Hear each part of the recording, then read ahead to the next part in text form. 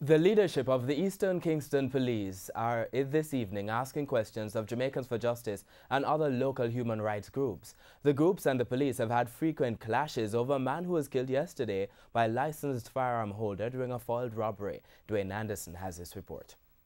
For 4 years, Andre Smith maintained two characters, a victim and as Saddlehead. Police say in East Kingston he was Saddlehead, a rifle-wielding gang leader who cops wanted behind bars for multiple robberies and shootings.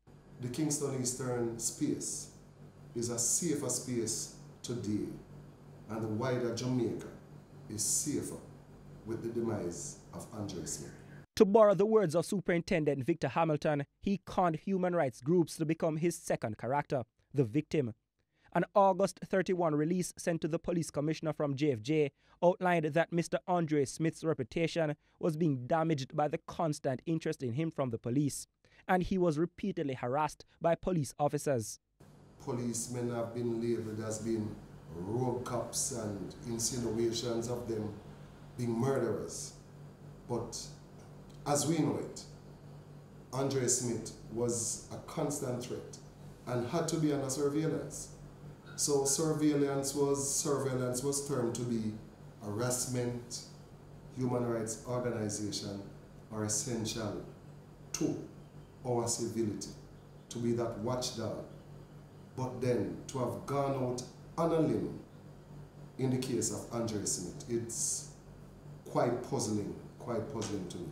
Superintendent Hamilton said the police remain committed to engaging human rights groups as he recognizes their role in ensuring transparency, but he feels this case presents an opportunity for human rights groups to make themselves available for a dialogue on how cases with persons of interest are treated.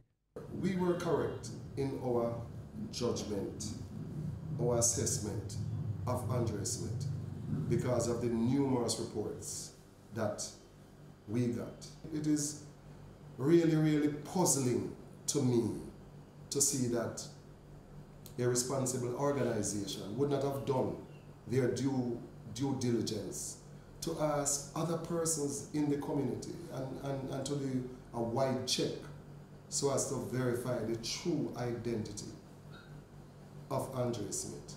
Efforts to reach the JFJ's executive director Roger Malcolm for a comment were unsuccessful. Dwayne Anderson, TVJ News.